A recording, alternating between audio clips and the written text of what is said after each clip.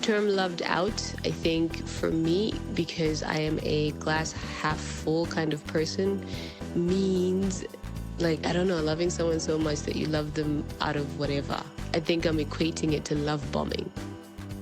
It's a feeling of being drained, I guess. You know, someone who's at their wit's end or of, being let down. He made some blunder. The rand went down. And I knew that basically my chances of continuing this program are over. When you have this tunnel vision, it's like it makes it very tough for you to think strategically.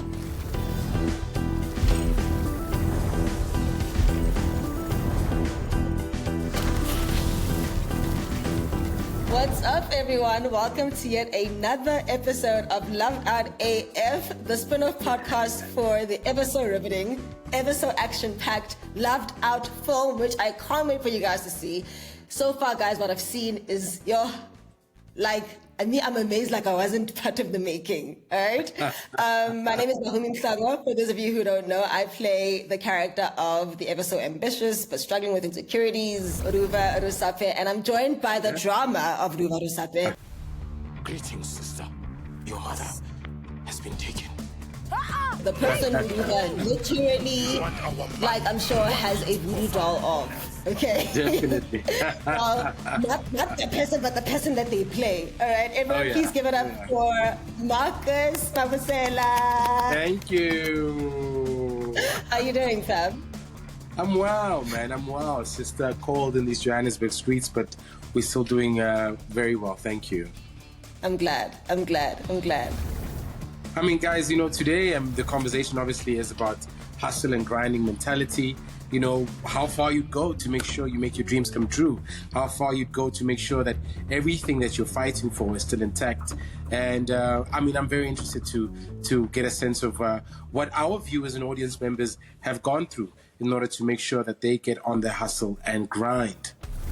Prioritizing what would make me happy in any given situation. If there's no alignment in terms of who you are as people and your goals and what you want to achieve and what you're bringing to the table, right? That's when it becomes something that isn't necessarily healthy. If you can't already tell, it's not my favorite topic. I don't like hustling. I don't like grinding. I don't like, it's not my thing. But yeah, you know what I mean? Who doesn't? Sometimes I just want to be a girl. You know what I mean? But hey, man, you got to do what you got to do to survive. It is what it is, It is what it is, But before we get into that, I think you guys will want to see this trailer in 3, 2, 1. Hey! You want our money? One week to Kofa, or else she's dead. I can't pay up front, but when I win the competition... You need money. I need people to take me seriously. How much were you thinking of investing in my business? 5 million should do it. Do you have what it takes to book big-ticket clients? When I win the business competition? No. I won't. I'm not eating this. This is the food of your ancestors. Rest in peace, Bob Marley. He's not your ancestor. Well, his energy is. I'll sign whatever you want. Time is running out.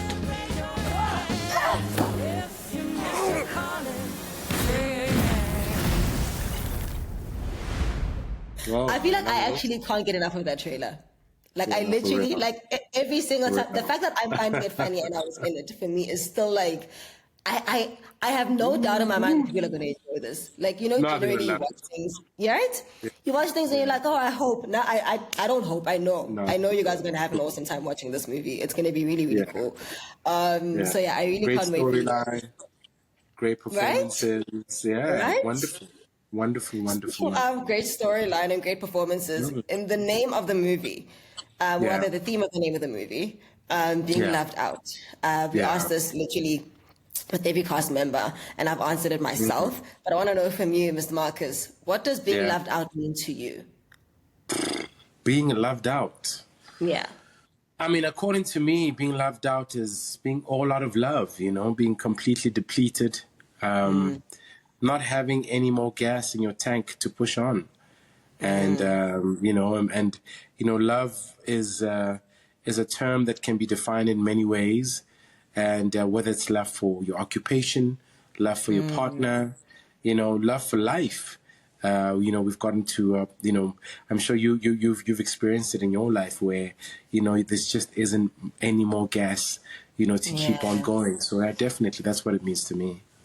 That's actually so deep, because I feel like that speaks to today's theme. And I mean, I'm going to get into how it speaks to our characters now, but actually speaks in today's theme with hustle culture, and just the hustle and the grind and whatnot. I actually never thought about how you could be loved out as it pertains to your your career or like your desires or whatever, you're loving this thing and it's thinning you out. You made a reference to love earlier on, you know what I mean, where it's like you're so career focused that like everything else you just like block it out, and then like romance, family time, friendships, other relationships, other leisure activities, other parts of life. It's just chai. So that's a very interesting way to look at being loved out, because I always thought it had to do with people. I have a couple of questions here. I want to say before you get to that, there's this term, right? There's this. I heard this quote, and I'm not sure if I agree with it or not. They say, on your journey to achieving your dreams and goals, there's no such thing as a work-life balance. And I think that's exactly what's causing this depletedness, most of the time. Like, you work so hard, you want to achieve all these things, and there's no time for love. There's no time for family. There's no time for leisure, and that's, I think, what causes this, being loved out, perhaps. I don't know. Anyway. You said you don't agree with it. I feel like, as you're pursuing whatever it is you're pursuing, to achieve your goals, you still need to replenish, And I know it can't always, all the seasons can't be the same. I mean, once you're busy and you're locked into a project and you're trying to go for it, you won't have the hours that you usually have for leisure or seeing friends, but you definitely need those moments where you replenish and you try to balance it out. I think, too many of us are going on this journey very imbalanced in the name of hustle culture and grinding and attaining whatever it is, this illusionary thing we're trying to attain. And at the end, it's just gone with the wind, it's just there. I think the scary thing with not having a balanced work-life balance kind of life is that even if you were to say, look, in this season, I am predominantly focusing on a particular thing, so everything else is going to have to be, blocked out. The I want to say danger. I'm not saying that it's wrong. I'm not even saying it's right, but I think that the danger with that though could be that, you could be so used to being stuck on fulfilling that thing, and you don't know how long that's going to take. By the way, that journey is going to take. That's true. That you look back and it's been 10 years, and you haven't gotten back to that balance that you were hoping to get back to as soon as you're done focusing on this one. Obviously, I'll work hard and I'll be strategic so that that course comes. But dreams change. Dreams are not always the same thing. I think the moment when it becomes something that isn't healthy, it's not good for your mental health, for your way of life, and there is an alignment on both parts. Bahumi, like, it's so funny. I could share like a personal, story about this with my old man, my own dad, Yeah. Trying to pursue a goal so much that there's no time for anything else. There's no time. What's this thing you're fighting so hard for? And once you attain it, are you going to find time? Are you going to even know how to be in the moment? It's been so long, And what if you don't get that time back? You don't get it back. And you know what happens is, as you grow older, you get used to this isolation. You get used to being locked in. And that's a safe space, actually, So, yeah. That's wild. I guess maybe in a sense resonating with people who have found themselves needing to hustle and grind for a particular thing. Have you, even if it's just one time, found yourself in a position where you had to hustle and grind to survive? Because sometimes it's not just a matter of, hustling and grinding because you just want a particular thing, but it's like you actually want to survive, or you actually have dependence. There are things or responsibilities that are lying on your back, and if you don't get them done, then nobody else will. So you have to hustle and focus on that thing. Have you ever found yourself in a place where you had to hustle and grind, even if it's just for a season? I think I even heard there was something on your social media where you had to do something cringe. I can. What you're asking is a moment where my whole life is a hustle and grind. My whole existence is one hustle and grind. Yeah. And I think when you're so used to being in that kind of, that frequency. I've got a friend who's like a wonderful desk job, IT 9 to 5. They're so chilled about life. I can't I don't understand how people can be so chilled about life. Because we're constantly going, right?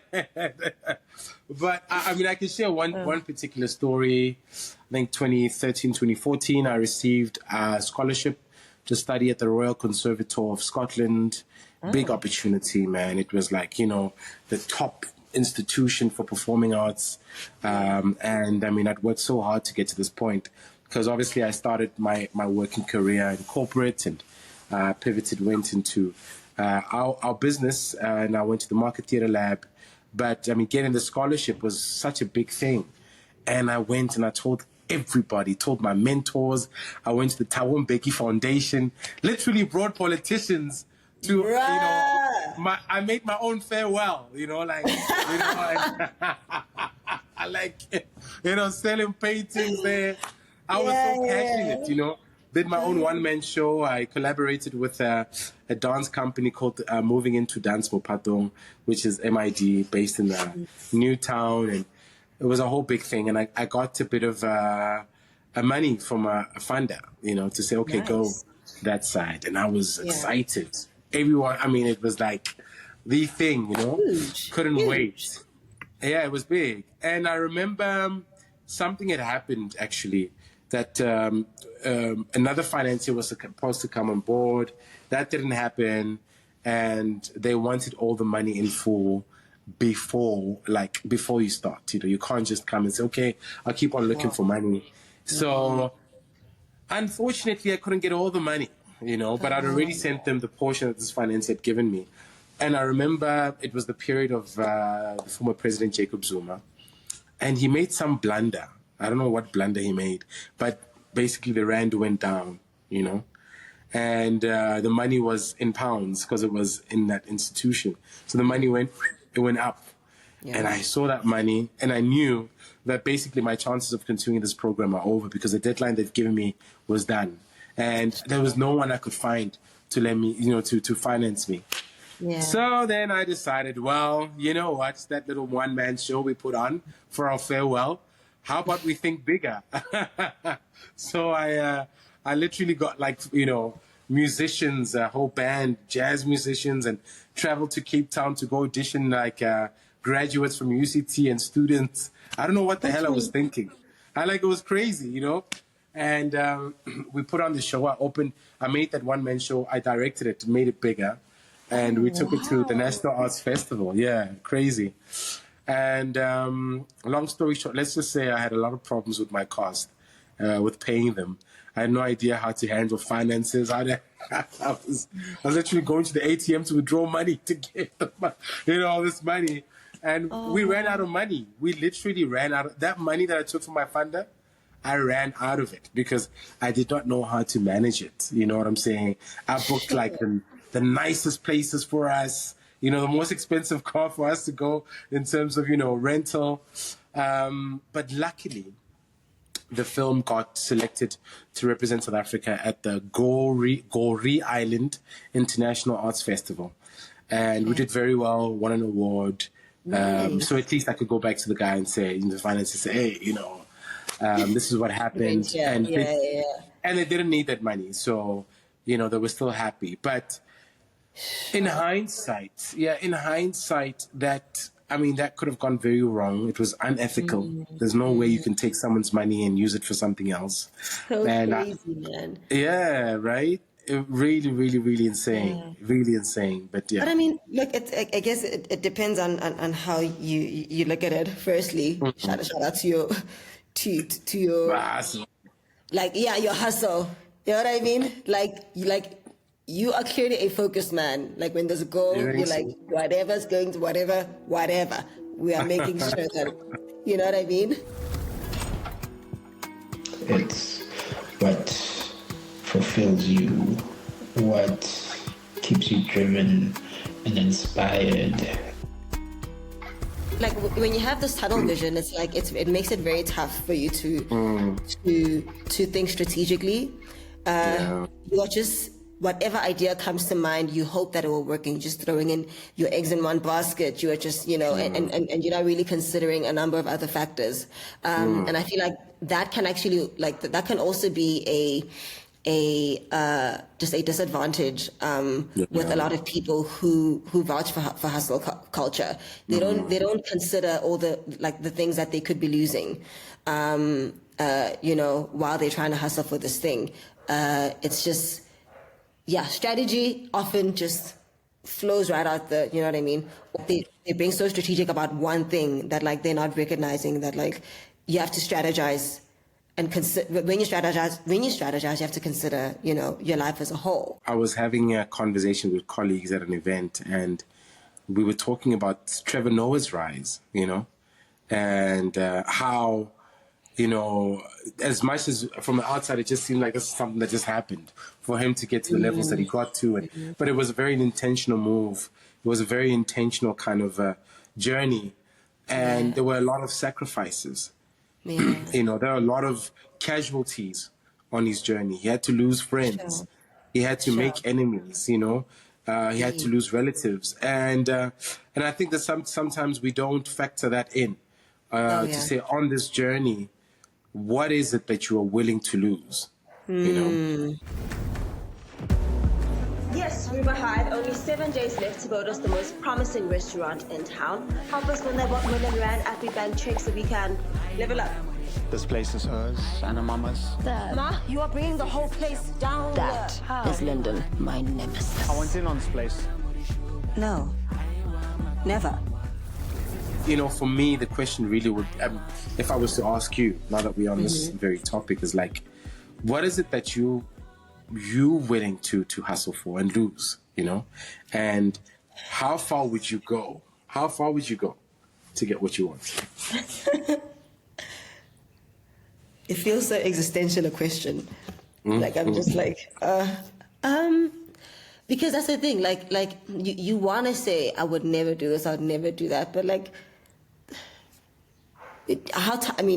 when you're faced with the thing, I think. I would just hope that for me, my values are always what I come back to, even if it means considering a thing, because I can easily say I would never, and then an opportunity is presented and it requires a sacrifice or whatever. So I would just hope that even if the temptation or the mere curiosity arises, that it's either a straight up no if it's not good for me, or I'm able to battle it out and then my values win.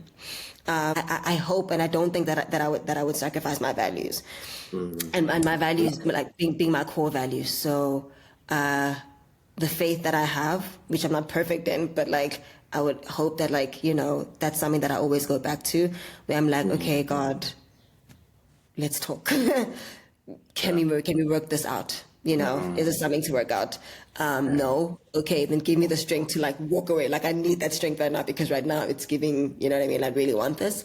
And I've had a number of opportunities before that have come about that I really, really wanted, but it just was just a tug and war kind of thing. So anything, the reason why I place values above everything is because I really place my peace before anything. Sure. So if it gives me unrest, even if it gives me the money, the clothes, the hose, the fun, all the kind of stuff, I know that eventually, I don't know, it's just not going to be fulfilling. And my peace is something, having lost it before, it's not something that I want to risk losing again. you know. So yeah, man. I don't think. I also don't think there's anything I'd be willing to hustle for. It's just, I don't know. I just, don't get me wrong. I don't take away excellence. I don't take away work ethic. I don't even take away the necessity to put more focus on a particular thing for a particular season than anything else. But I think just the term hustle just feels so, it just feels so shallow. Like, it's like there are so many other important things in life than for me to focus on hustling. For me, I believe in, and maybe it's because I'm a girl, I don't know, but like I believe in strategy, in process, in being steady, and you know, being excellent in that. And I think that if you are consistent, I think that's what I believe in. I believe in consistency and excellent consistency. And I think that if you are consistent in a particular thing, even if it takes you longer while you're balancing the rest of your life, eventually you will look back and you will have not just what you wanted, but what you needed. You know, you'll have the thing that you wanted, but with the people that you needed it with. The family, the peace, the fulfillment. I don't believe in hustle culture as it stands. Do you feel as if the term hustle represents like a haphazard way of making things happen, like no strategy, no maini type energy? Because that's what I'm feeling like. For you, hustling is just by any means necessary. I don't care. I'm gonna get it. You know? Yeah, like I think it just. It represents hard work, but from a place of insecurity. That's what it feels like for me. And it's masked as security.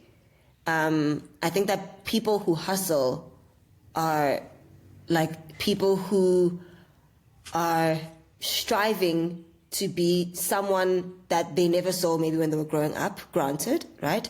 To have things that they never had, granted, and these are all good reasons because you obviously want better and you want a better life, etc. But because they never saw that, they have this unhealthy obsession with getting that thing.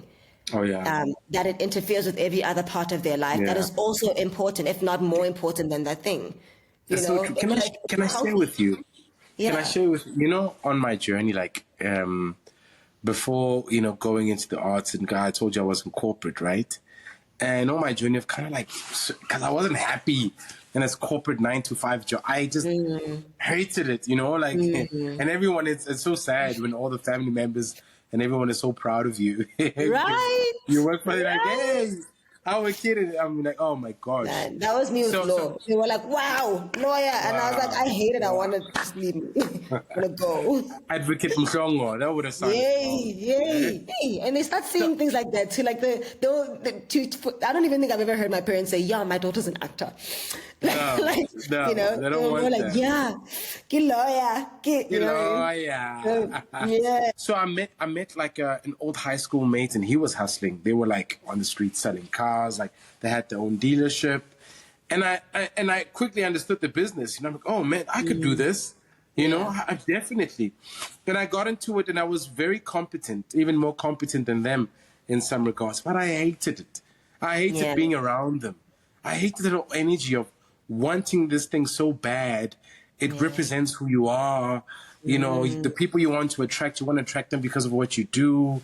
You're basically lustful for that money. You know what I'm saying? Like, there's no...